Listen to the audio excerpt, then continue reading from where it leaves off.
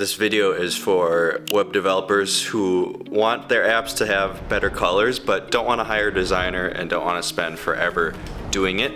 So I'm going to show you how to find an example website or app that has great colors and steal it. I'm going to show you how to do that in 3 steps: getting the colors, adding it to your site, and then third, accessing the colors in your code. I'm going to use React and styled components in my example, but these principles will still apply if you use Tailwind or just straight up CSS or some other styling solution. Let's get into it, starting with getting the colors. Here we go. Okay, first step, finding the colors. In this example, I like a dark blue theme. So what you're seeing here is the VS Code theme that I really love. This is what I'm gonna base it off of. And here's a website which has its own dark blue theme. I really love this too. Like, these colors are very similar. So you found the app or the website where you want to copy. Next, it's getting the hex codes. If you're comfortable in the DevTools, you probably are. They have all the hex codes there usually, and they're organized in a nice way. So here I open it up, I went to sources on the page, assets, I'm looking for the CSS file. Look what I found, a lot of hex codes. This is good. So what I like to do is take those hex codes and put it somewhere else, not necessarily in the code. It's hard to visualize things in the code, and I like to design things in Figma ahead of time before I would build a big feature. So I would take these hex codes and put them in Figma. If you don't have access to the style sheet for whatever reason, or you don't like going in the console, this is a cool site. There's a lot of other sites like this, but let's try Facebook.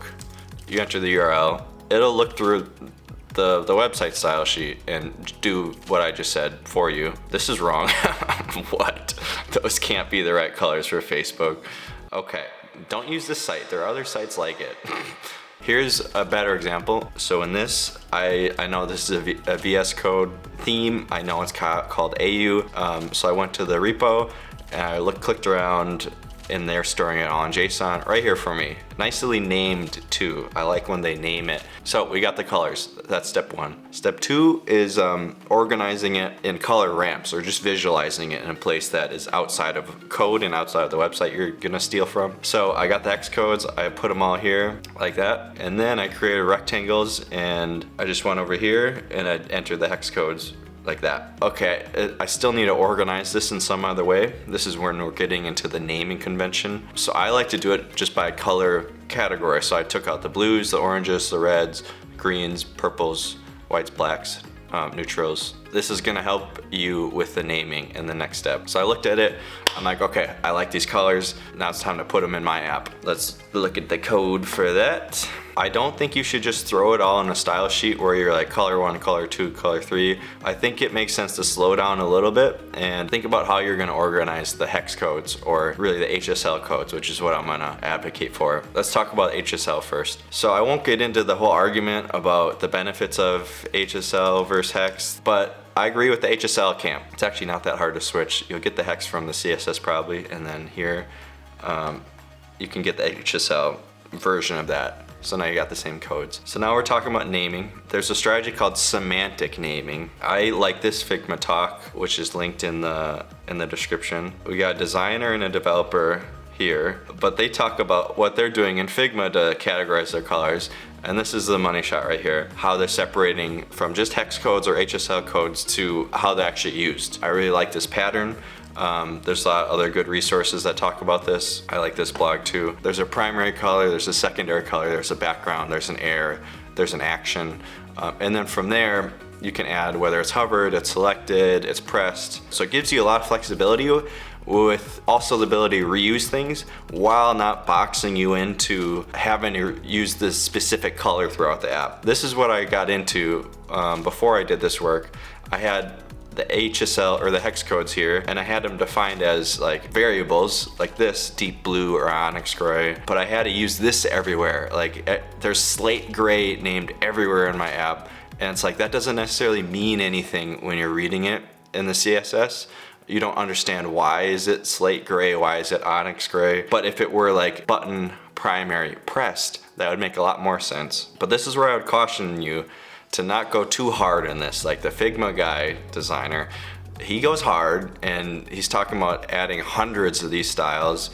If you don't have a palette right now, I don't think you need to do all that. I think you just set it up and then you can add as you go. This is how I've organized my semantic coloring. I have a color object, and then within there I'm thinking, okay, what am I actually coloring? I could color a background, a border, a foreground, a panel, shadow, status, the basics here. I'm only doing the basics and then I'm adding more as I go. So in styled components, you can override the default export with your default theme. So that's what's going here, which allows me to bring it in at this point and strongly type it. You're gonna define the colors and give them names. So now I'm using the ramps I got from Figma, adding names to it, HSL codes. But here's the main thing. You're gonna define a theme somehow. In this way, it's simple. I just create an object of this type and then it follows the shape it needs to. And this is the key part. This is where all that work comes in. You can change this one value really easily, and as long as throughout the app you're using color background primary, like you should. I'll show you how to do that in my example. This isn't crazy right now in terms of the number of colors, and you can see I'm not even using all the ones I have. Say I wanted more borders. I could easily add like tertiary gray 500, yep. And then tertiary pressed gray 400, right? Very easy to do that and very easy to swap it out. So you don't have to add light and dark mode right away to have a palette or a theme, but having the theme there lets you do light and dark mode in the future. Like you could imagine just copying this object, doing like dark theme, and then adding that over there. All right, so let's look at it a little bit, huh? Okay, this is not finished right now. When you're watching this, the PR probably will be merged. But this is the new palette. You can see the background matches the same over here. All the colors are the same too, although I am playing around with it a little bit. Let me show you how easy it is to change it now. So I want to make the primary magenta. I changed that one thing. Let's see how okay, oh God. I can't keep, okay. Can't keep looking at that. Okay, so you see the process, you get it now. A couple other tips I want to show are what else you can do with your palette now that you have it, or now that you're refining it. This extension is actually really nice. It's called WCAG Contrast Checker for Chrome.